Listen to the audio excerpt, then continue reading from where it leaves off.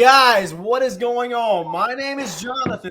This is Comic Book Cinema, where we bring you the best comic book movie content. And today I'm joined by three wonderful guests. What's going on, guys? Yeah, boy. All right, let's do this. I have forced these gentlemen to yet again watch Superman 4: The Quest for Peace. This is a movie that when we were growing up, I forced these guys to watch this movie all the time. I forced these guys to watch this movie so many times that they ended up loving it. Right, guys? Ooh, absolutely not. No, I did end up loving it. I think I love I've never watched this whole thing.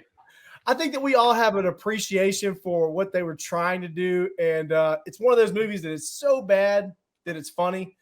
But with all that being said, today we are going to indeed review Superman 4.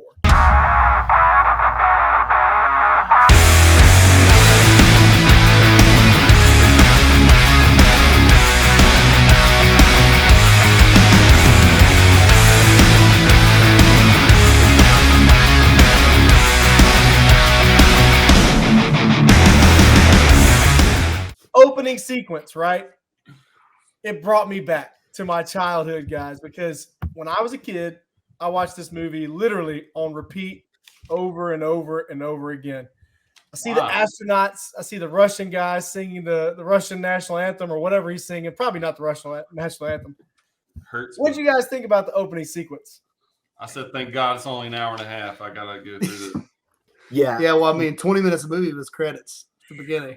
Yeah. Hey, my only thought watching the movie was, how could I speed this up? Like, I said, how many breaks do I need to have while watching podcasts you can speed up? I wanted to speed this up, but also slow it down too at the same time.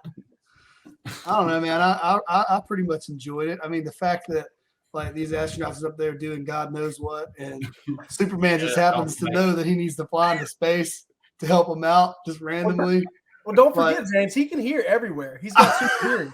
Yeah, I know. He's omnipresent almost, just like Jesus Christ. But that debris hits him, man, and I said, "Oh no!" But then, what do you know? Here he comes, fist forward, saving the day for those. Saving the day. Yeah, that was one of my points. It was like, why is he always looking like he's driving a car in like 5 o'clock traffic? He's back there like while he's trying to fly around. I don't understand that. Just generally, I hate Superman. Like, let's start there. The whole, just the concept of him being able to do everything. I hate that. Yeah, it's annoying, but this movie is different. I'm not annoyed by him at all. And that concept that you're talking about, John, it rings true with a lot of comic book fans, movie fans in general. But in this movie, they take it up even a step higher. I mean, not just in this movie, but the older Superman films, the 1, 2, and 3, and 4, they take a lot of liberties by giving Superman a lot of made-up powers along with his already ridiculous arsenal of weapons that he has. You know, he already has laser vision. He already has cold breath. He already can fly at the speed of sound. Cold breath. He has super strength. He does have cold breath in the comics. He's got cold breath in the comics. So just like Nuclear Man freezes Superman in this film, Superman can do that to you as well, Gordon. Hey, I thought Superman was done. I was impressed when I first saw that like space shuttle or whatever floating out there. I was like, actually, that looks pretty realistic. And then Superman came in there and I was like, nah. All bets were off. Fun fact. I was like, all right, I got another hour 20 before I'm done with this. Fun fact, every single shot of Superman flying forward, like you guys were talking about in this movie, he was really flying. Is the exact same shot. Like there was not a second take. He literally shot that in front of a green screen one time, and they used that exact same take. If you pay close attention and watch the movie, you'll notice it. It's the exact same. That was good. Dave Ramsey saving clips right there. He was like, "Hey, should I do this again?" They're like, "Nah, it's fine." Yeah. Lenny breaks out Luthor out of prison. What did you think about Luthor and Lenny's escape plan, guys? Yeah, I get why the sheriffs were tricked. Like, it made a lot of sense to me. The car looked cool. Who wouldn't want to listen to those headphones? Speakers. There's horns that were coming in those trumpets that were coming inside of the car. Hey, we completely skipped the part about yes, Superman being able to hit that curveball. Yeah, why we breaking down so hard? that Like, you don't have to suck that hard to everybody else. Like, I get us a whole cover up. That green glowing thing. Yeah, tell us. I don't know what is that. He's like, got to be so careful, and then he puts it in this flimsy pocket that doesn't even like zip up. It's just like buttons. That's a power module, man. So yeah, let's talk about the power module, film, guys. This is back in the 80s, late 80s. The first couple Superman films, there was a lot more care and attention to the source material. But in these last 2, 3, and 4, all bets were off. Everything was out the window. They were just going with whatever they thought looked cool and worked for them in the 80s. Nobody cares about what's actually the narrative here. We just want to see something tight. It kind of seems like an infomercial for the subways. After he saves the subways, they're like, hey, you mind throwing in a word for the subway people? And he's like, I got you. Subways are safe. And also, why couldn't he just catch the train rather than putting his foot down the rail and stopping it with electricity? Also, I love how you just played the doctor. He just walked in there real quick, like, and he said, he's fine. Yeah. Busted back out. Like, that train conductor, he didn't check his pulse, nothing. He said he's going to be all right. He'll be fine. He should be fine. He could probably hear his heart beating. So, to be fair. Yeah, he's got super hearing. Don't forget about that. He's got super hearing. I really appreciated the electricity. Maybe that was just some foreshadowing for the electrical prowess of the man himself. Father. Cold breath. How long did it take y'all to be like, wow, this movie's good? Because I timed it 6 minutes in. And again, keep in mind the first 5 minutes of credits. The best thing about it was at the hour and a half mark and the movie was over. Yeah, it's my thought. You know what's funny? This is probably one of the shorter opening credit sequences of all 4 of the older Superman films. The first one, I'm not kidding you, John. It really was like 5 or 6 minutes long, and I was just sitting there like in awe because this one was like 2.5 minutes. I think I timed this one roughly. Yeah. It was long. That's really long to today's standards, but it's nuts how the first Superman films were even longer. Where did Lenny come from? Like, has he always been around? Well, but that's what they say in the film is that's Lex Luthor's nephew. Okay. So maybe he was a kid in the earlier films. Okay. They did. They had those tricks, didn't they? They had the tricks with that hot rod coming in there. Poor Lenny. Yeah. The comedy was so bad, right? Like it tried to be funny, and it almost worked, and then it was just like, man, it's just real dumb. It was funny, for all the wrong reasons. Exactly. I love when Nuclear Man. I mean, let's just go ahead and go to the best part when he's kind of messing with Lenny, and he's got him twisted, and then Lenny goes down on the floor, and he's like, "I'm breakdancing." Like he's just got a great perspective always. We are skipping ahead just a little bit, but I will say that the special effects have not aged well. Obviously, I mean, this was considered a low-budget film for its time. So now, of course, 35, 40 years later, it's not going to age well at all. Like, if you compare this Superman film to the first or the second Superman film, the special effects in those that came out in the late 70s look a lot better. So that's how bad this one was. John, what you got in that bottle? Just water. You came unprepared. What are you drinking? All right, something stronger, but not as strong as Superman's hair, which holds up a 1,000-pound ball. And I just thought at that point, I was like, well, I wonder how strong his pubs are down there. Equally, if not more. Yeah, 2 balls at least. That'd be stronger. Talk about how hot that Lacey Warfield is. Yeah, she was hot. I thought that was Lori Loughlin. How about that reference? Anybody else see that? What? I thought she looked like Lori Loughlin. Aunt Becky. Aunt Becky. From Full House? Oh, yeah. She does kind of look like Aunt Becky. Yeah, but she's got way thicker eyebrows. You know what I mean? Like, them things were coming out there. I was like, cut that off. And she loses a little of that neck fat. She's really hot. Oh gosh. So you didn't like her? I thought she was good. Wait, no, I thought she was good. And Yeah. the way that she loved propping herself up on that desk Ooh. when Clark's coming in there. Whenever she put on that dress, I would have commented on that dress. Yeah, that was Clark's tight. like, Hey, that was so natural when she was up on her desk and she was just like sitting there. Yeah, I didn't like she was trying at all. Totally natural. yeah, she sold it.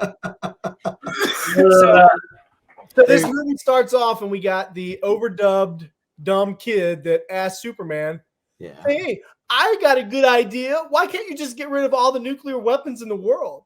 That's the whole premise behind this film, guys. Putin would approve.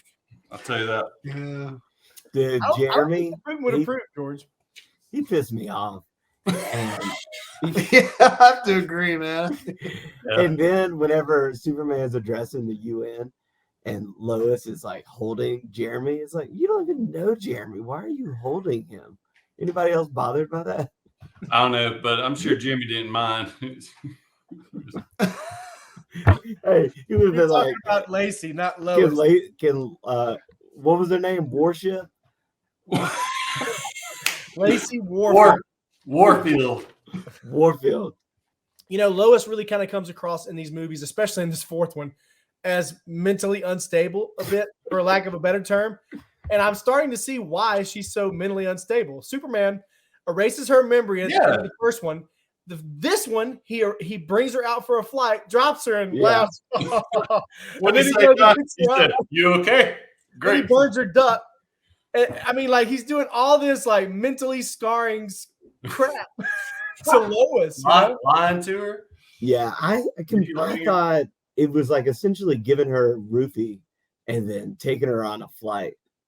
And then like when she gets back, she's like, "What happened?" And he's just having a kick about it. Nothing. You know? John brought up the UN earlier. And I don't think, like, in a real world scenario, think about this for a second. Do you really think that every country representative would be clapping so hard that Superman's going to get rid of all their nuclear weapons? They would all be like, "What the? You ain't going to be afraid that he was going to zap them though and blow his cold breath on them." He's like, I can hear what y'all are thinking. And he's like, you can hear their heartbeats racing. So that's my point. I just don't think that it would go over so well if Superman announced in front of the UN, "Hey, by the way, I'm going to get rid of every single nuclear weapon in the world." I don't think everybody would just stand up and start clapping. I mean, this movie is almost like it was written by a child. But you know what the sad part is? This is Christopher Reeve's passion project. This is the only reason he agreed to come back for Superman 4, because he would have a lot more input on the story, and he wanted to get this political message across at the time in the late 80s. He was probably a liberal like John Paul. I feel like Jeremy wrote this whole movie, that little turd. I mean, let's think about Superman collecting these nukes only when they're fired. Keep in mind. Yeah. Otherwise, he's just kind of hanging out. He just waits for him to shoot one, and then he just goes and says, "Hey, let me get that real quick." And he goes inside that net he's got up there. He just y'all want me to pull up the clip? He carefully places that nuke in there, and he smiles. He's like, "I did it," and then he throws that whole net into the sun. I know you said. And then the last nuke on Earth, conception of nuclear. Yeah, how's he know that was all the nukes? That wasn't all the nukes. Yeah, let's get to Nuclear Man. That's a real one where he got a basket that big, put all those things in. You know, that net was just floating out there. I think the conception of Nuclear Man and how he just blows up from the sun, and there's this fetus, and then the birth of a grown superhero, scary man with electricity, kind of reminds me of the incarnation of Tempter. You know, real similar. He also came from the sun, right? No, he actually came from a body of stars. Orion, yes. And Systema. Yeah, small galaxy. I'll say this about Nuclear Man. Bye-bye. It's a very unpopular opinion, but I think that the character of Nuclear Man has so much potential.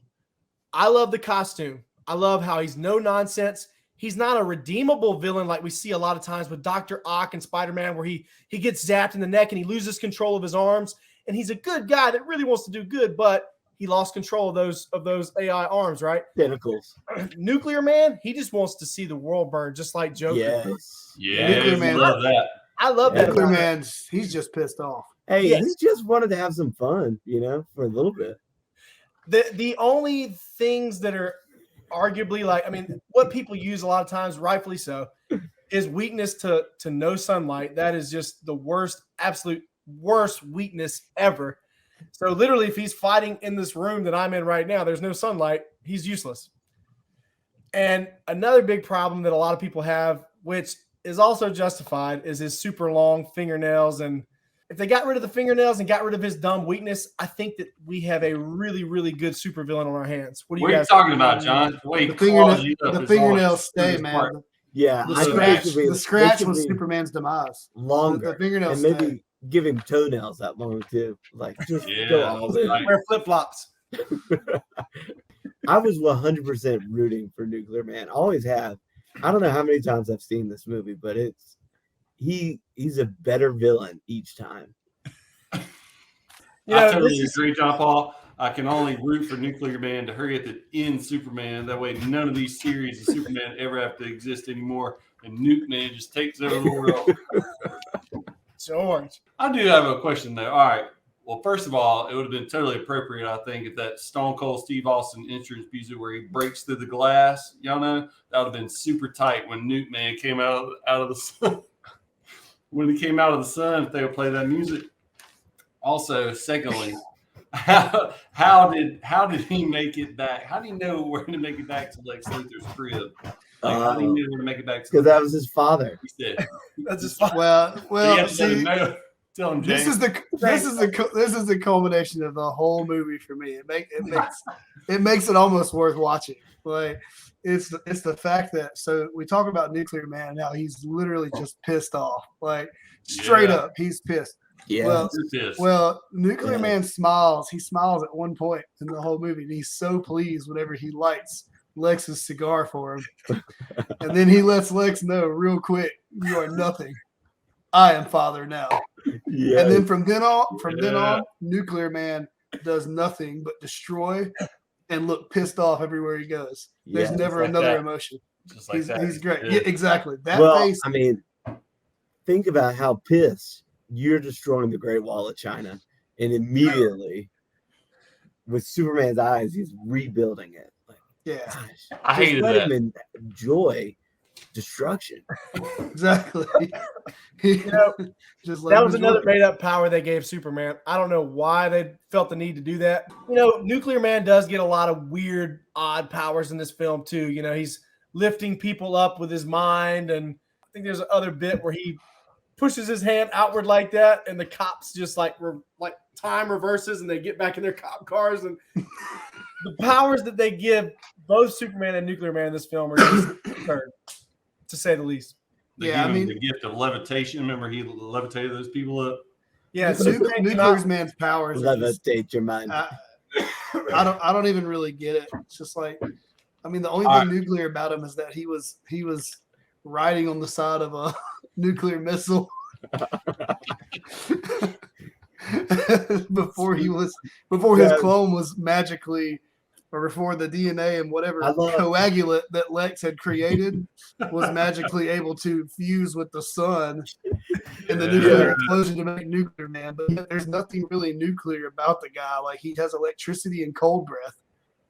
And he has internal heat internal heat generation, as Lex said. I thought that was hilarious. They're making that little box of Nuclear Man to put on the nuclear missile. He's putting like a little bit of dirt in there, and the nuclear blob. Let me add a little earthiness to this. Yeah, the whole film is just beyond outlandish, to say the least. He's so pleased. Look at how pleased Nuclear Man is. Yeah, it's tight. You are nothing. Ooh. I am the father now. That's the best, man. That's my favorite. Gene Hackman, the guy that plays Lex Luthor, is the voice of Superman. I mean, he was the father. Makes sense. Yeah, he was. Yeah, truly. They were both right. By the way, I just want to put this out there in the ether, just in case one day a certain someone happens to see this video. Mark Pillow, the guy that plays Nuclear Man, I want you to know, if you ever see this video by any chance and you ever want to do an interview, I am here for you, my friend. I've always been a huge supporter of yours. I've supported you through thick and thin. If you ever want to be on this channel, hit me up. And one of these days, guys, trust me when I say this, I'm going to interview Mark Pillow on this channel. It's going to happen. I hope he cold breasts you. Another thing, too, why would He is Superman your sign father. up for that really stressful double date? Like, that just seemed like such a hassle to me, you know? Like, just schedule the dates like a day apart or something. I felt stressed. Extremely stressful. She wore that dress, though. You know, that wasn't stressful. We weren't stressful about that, were we? I'm a huge Nuclear Man fan, but the fights. They're great. We love those. Y'all see the part with that? Y'all see that part with that statue? Yeah. Hey, speaking of the statue, it cracked me up. You see Nuclear Man grab the statue. He goes into the city, and then Superman gets the statue, and then he goes right back. Like that's the whole scene. I hated how they were fighting and then also cleaning up his mess at the same time. Like I just wanted them to fuck each other up real quick. You know what I mean? That's what they did in Man of Steel, and a lot of people didn't like that. A lot of true hardcore Superman fans did not like that. There was a lot of casualties and a lot of destruction. Oh, But at the end of the day, I don't care what you think. That's how it would be in real life. That's what would happen if you had two super beings fighting each other like that, of that power and strength. There would be lots of casualties and lots of destruction. Plain and simple. well, that would have been way tighter, John. It was kind of funny though that Superman just came in. I mean, Nuke Man came in and like hid at the base of the Statue of Liberty, and Superman just flew right by. Like he didn't have that detection then, did he? Yeah. That's a good point. Hey, I noticed that, but he was hidden really well, you know, like out in the open. He's Where's that Nuke Man? Yeah. That was pretty. I think that was a big flaw for sure in the film. Another one too, Not like a flaw. when Nuclear Man comes back, you know, from he was stopped for a minute. You know, Superman put a stop to him just for a little hot minute, That That elevator. part, I missed that part. and he comes back. And the first question that he asked after he looks at this newspaper all by his lonesome, he's not in front of Lex, he's not in front of Lenny, he's not in front of anybody. It's just Nuclear Man. Looks at the newspaper cover, sees Lacey Warfield's like, and then he comes out into the streets, and the first thing he says to Superman is, "Where is the woman?" Like Superman's supposed to know who the crap he's talking about. Take me to her. I will hurt people. I hurt people. Yeah. Yeah, the lines in this movie are classic. That's when Superman saw him finally. All right. So, with all that being said, guys, let's try to be as subjective as we can here. If you had to give the film a rating, 1 to 10, what would you give it? We'll start off with you, Mr. Harrod. So question. This is viewing it through the eyes of like right now, or viewing it through the eyes as if it's 1987 and I just saw this movie for the first time. Viewing it through the eyes of right now. I mean, it's a 10, clearly. Yeah. Mm-hmm. Okay. So that was subjective. I will be objective and say, I would say, man, probably about a 3. I mean, you've got the movie comes in and the whole space scene is like, I don't really get it at all. I mean, it's just kind of there and whatever. Superman saving people in space, that's cool. And then you're building this drama, and I feel like there's some good moments, but after that, Nuclear Man's arrival, it's just cheese and just nonsense, pretty much to the end. Yeah. Subjectively, objectively, you pick.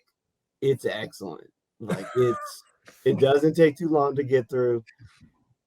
I mean, you have to wait a minute for Nuclear Man to show up. If anything, he could have showed up sooner. That's so about we could see more destruction.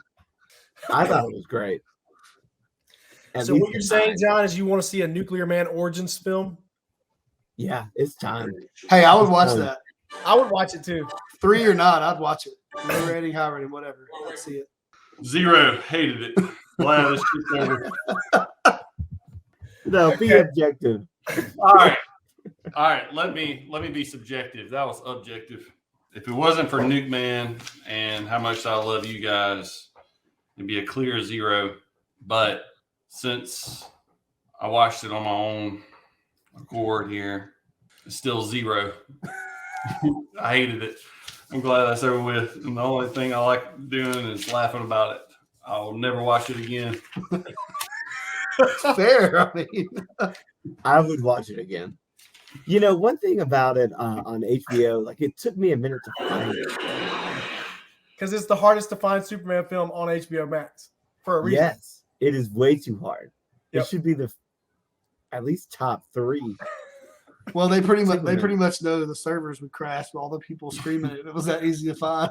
They It buried didn't even it. be on HBO Max. I had to like Streaming type device. out super to like finally find it. They would just have to remove it altogether if everybody knew it was there. If it was easy to find. That's true. What about whenever he spins like a 32? genie back into that volcano?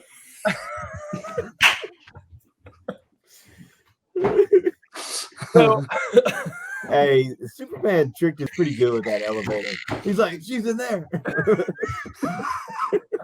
He's like, And it's kind of dumb too that Nuclear Man like has the cold breath whenever he's like from the sun. He's like the sun god, and he has the cold breath.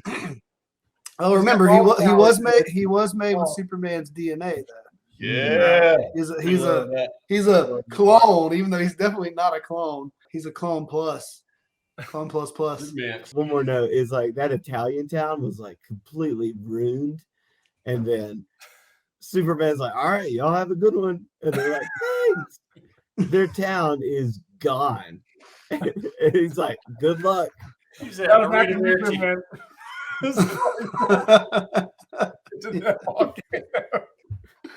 Perfect. Superman said, I'm out.